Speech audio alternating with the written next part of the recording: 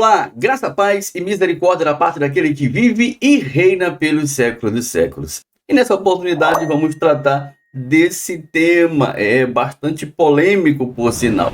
O homem da iniquidade não é o anticristo. Eu fiz uma postagem e que gerou um certo debate a respeito justamente desse tema, da figura do anticristo, ser ou não ser o homem da iniquidade. Uma vez citado o texto de 2 Tessalonicenses capítulo 2, no versículo 3 ao 6, uma passagem bastante conhecida nossa, nessa postagem, eu disse que o homem da iniquidade é o anticristo, que estava detido e que os irmãos de Tessalônica sabiam bem quem era o tal anticristo, pois diz o texto lá que eles sabiam quem o detinha, perfeito? Obviamente, Paulo não estava se referindo ao Papa. Essa é a questão que levantei na ocasião lá da postagem, uma vez que a instituição papal não existia em 51, o ano em que a carta foi escrita aos irmãos de Tessalônica. Pois bem, uma vez que foi exposto lá a postagem, logo salta de lá um futurista, cheio de fúria, bem arrogante por sinal,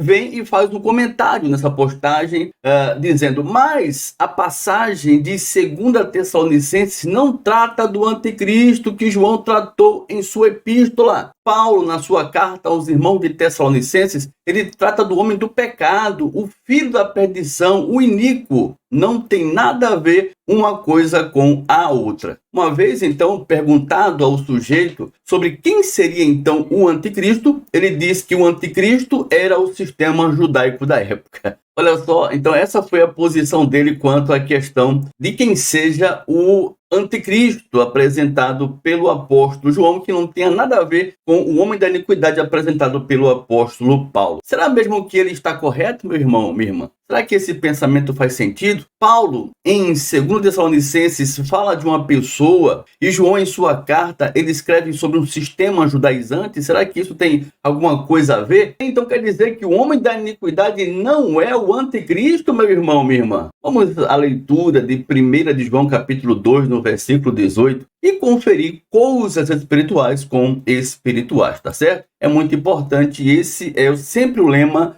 dos nossos vídeos aqui. Não é tratar de ideias, é apresentar textos e a gente chegar a um consenso daquilo que seja a verdade expressa nas passagens com referência ao tempo e o público determinado para as questões do fim. Perfeito? Vamos então observar essa questão aqui. 1 de João capítulo 2, no versículo 18, diz o quê? 1 de João 2,18, olha só. Filhinhos, já é a última hora. E como ouvistes que vem o anticristo, eles já sabiam acerca da presença do tal anticristo, também agora muitos anticristos têm surgido, pelo que conhecemos que é a última hora. Então, a aparência dos anticristos, inclusive aquele que surgiria no cenário com referência ao fim, que anteriormente eles já tinham consciência, já estavam em cena, e por isso João diz que já é, naquele instante, a última hora. Perfeito? Isso aqui é muito importante observar, meu irmão, minha irmã. Então, olha só. Entenda que o apóstolo João aqui, ele fala de um personagem e não de um sistema. Isso aqui é muito claro na passagem. Ele diz o quê? Filhinhos, já é a última hora, e como ouvistes que vem o anticristo,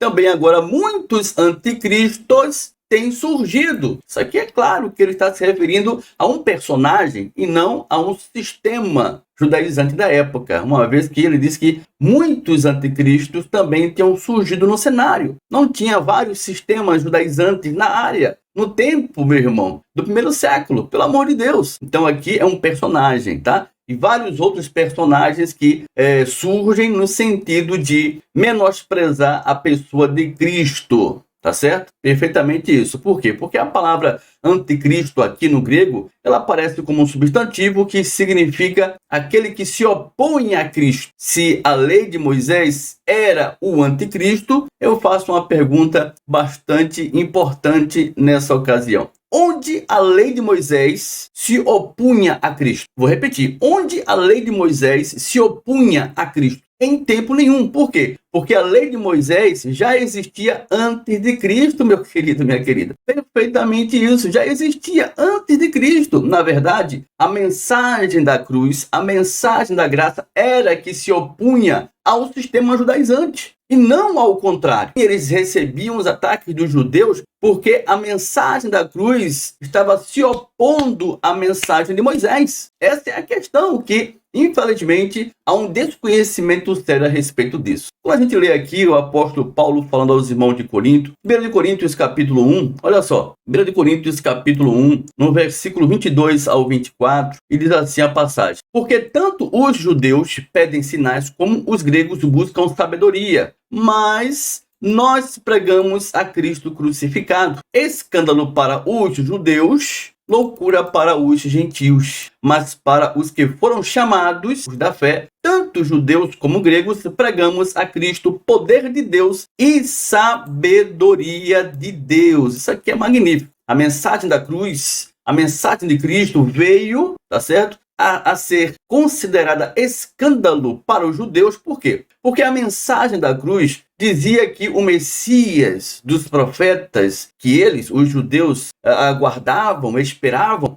tinha que morrer e ressuscitar, porque o reino era um reino espiritual. Eles não consideravam isso de forma alguma, isso era loucura para eles. Eles esperavam um estadista, uma pessoa à altura do rei Davi, um homem sanguinário, um homem montado a cavalo, a espada, vingando de todos os seus inimigos. Nunca imaginariam eles, os judeus, que Cristo ele morreria para assumir um trono. Isso aqui era completamente loucura para eles, como até hoje é. Como até hoje é. Por isso que a mensagem da cruz vinha para eles como uma afronta, porque eles não entendiam desta maneira. Então, a mensagem judaizante não pode ser, de forma alguma, o anticristo. Por quê? Porque essa mensagem, a mensagem judaizante, a antiga dispensação, já existia antes de Cristo. Portanto, não pode ser a mensagem da lei, tá certo? Um opositor, no sentido de se apresentar como um anticristo que estava ali em cena. Ele sempre esteve em cena, meu irmão. Sempre esteve em cena. Essa é uma observação importante a ser feita. Então, olha só. Vamos pensar, então, no personagem Nero César. Por quê? Porque Nero César, como nós preteristas entendemos, é o homem da iniquidade, o filho da perdição, o iníquo citado de 2 Tessalonicenses capítulo 2, o qual eu chamo os irmãos a atenção aqui. 2 Tessalonicenses, vem pegar aqui o texto, capítulo 2, no versículo 3 ao 6. Um texto bem conhecido nosso. Vou apenas fazer a releitura aqui para que a gente possa fazer a observação concernente ao tema. Olha lá. Ninguém de nenhum modo vos engane, Paulo àqueles irmãos de Tessalônica. Por quê? Porque isto não acontecerá, a questão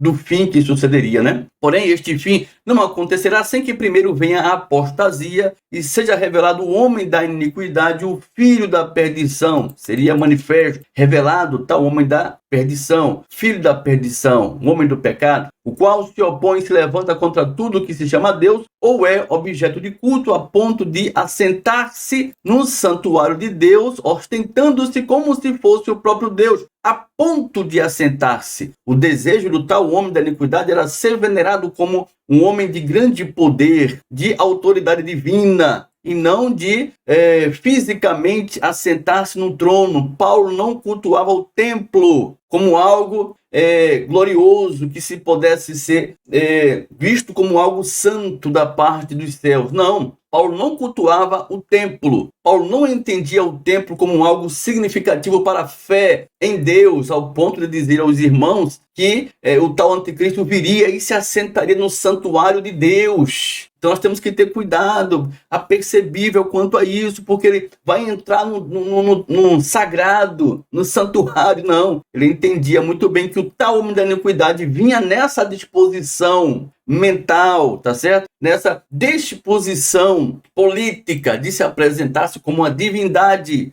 entre aqueles que ali estivessem, tá certo? Essa é a questão aqui, de ser venerado como uma divindade. É isso que está em questão aqui. Então, ele viria ostentando-se como se fosse, não que ele fosse um Deus, mas como se fosse o próprio Deus. Versículo 5, não vos recordais de que ainda convosco eu costumava dizer-vos estas coisas? Paulo, presencialmente com eles, Paulo já tinha falado acerca disso. E mais uma vez aqui reforça através desta carta, tá certo? No versículo 6, a gente fecha dizendo o quê? Paulo dizendo a eles na tal carta: e agora sabeis o que o detém. Eles sabiam que o homem da iniquidade na ocasião estava detido, para que ele seja revelado somente em ocasião oportuna ou em tempo próprio, né? Um tempo próprio, tá certo? Olha só que magnífico. Então, olha, claro, entendemos muito bem, tá?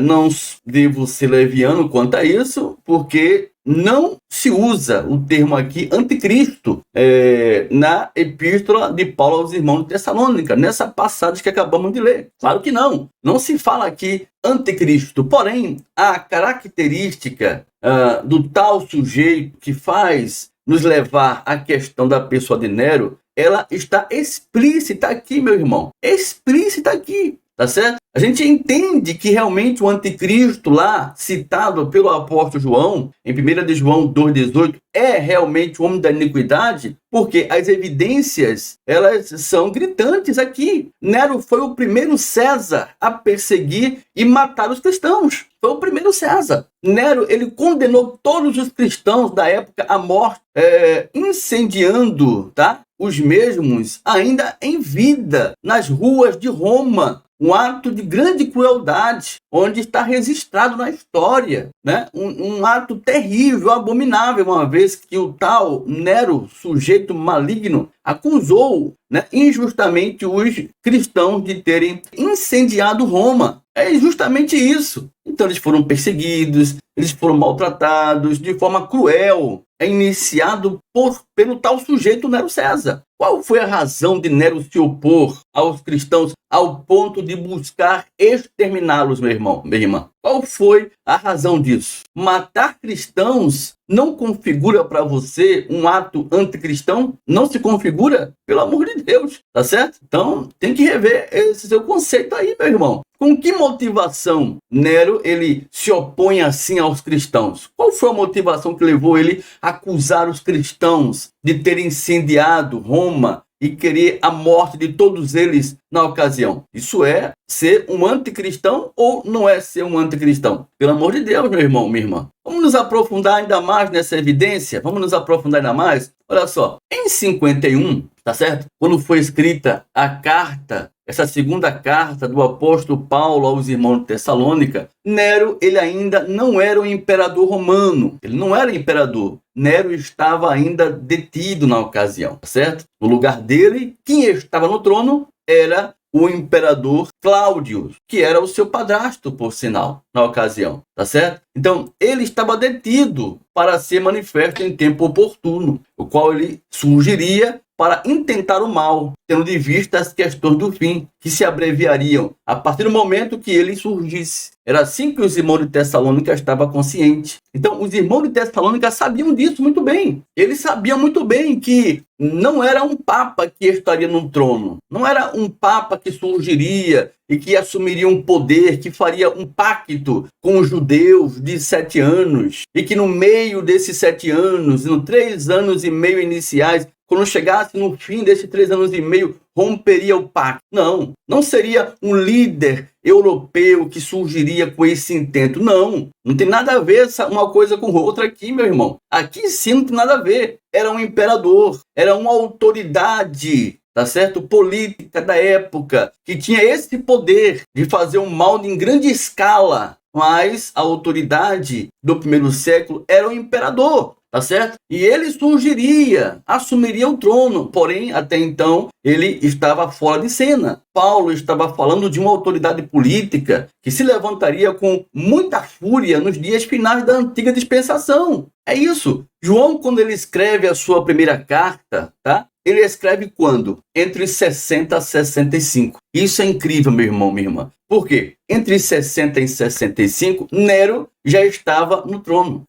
Nero já tinha assumido o trono. Ele já não estava mais detido na ocasião, meu irmão. Essa é a questão aqui. É quando ele diz aos irmãos o quê? João, ele chega e diz, filhinhos, né? Olha só, vou botar aqui o texto. Filhinhos, já é a última hora. E como ouvistes que vem o anticristo, porque eles já sabiam acerca do tal anticristo que surgiria, tá? No tempo em que manifestaria o sinal com referência à questão do fim, como ouvistes que veio o anticristo, também agora muitos anticristos têm surgido, pelo que conhecemos que é a última hora. Conhecemos o apóstolo João, tá? Como os demais que ali estavam, uma vez que eles já conheciam a respeito do tal anticristo que surgiria, tá bom? Essa é a questão que está sendo levada em consideração aqui. Que última hora se refere aqui o apóstolo João? A última hora do fim do planeta Terra, que João estava ali falando àqueles irmãos? Obviamente que não. Obviamente que não. A última hora que João está se referindo aqui é com referência à última hora da antiga dispensação que viria pela destruição do templo. Uma vez que o templo fosse derribado, não ficaria pedra sobre pedra, também cessaria os cerimoniais, as abluções, os rituais e os sacrifícios. É justamente isso que está falando aqui a questão, meu irmão, minha irmã. E isso aconteceria em breve, uma vez que o homem da iniquidade, o filho da perdição, o anticristo, já estava em cena. Perfeito? É justamente isso. Não só ele, como muitos outros que surgiram também nesse mesmo fim, de negarem a Cristo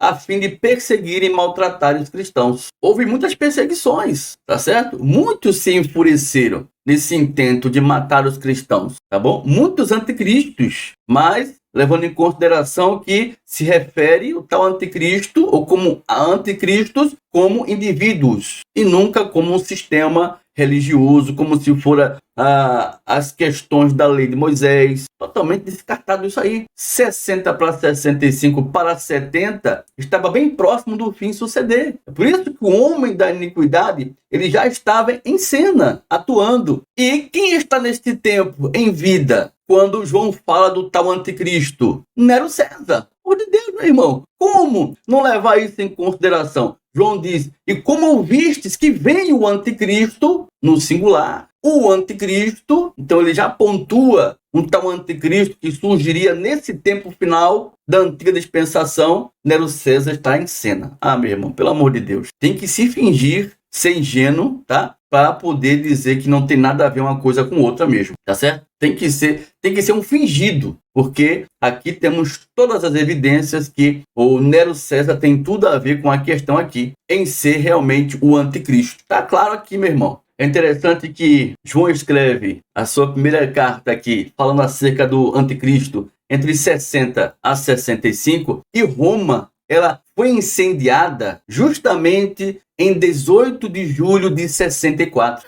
Justamente em 64 foi incendiada, e é quando Nero culpa os cristãos e busca matar, e mataram muitos cristãos, justamente, dizendo que eles tinham parte com isso. O que foi que motivou Nero a fazer a tamanha atrocidade? Porque todo tipo de atrocidade contra os cristãos por meio de Nero, ao ocupar o trono, se inicia aqui, meu irmão.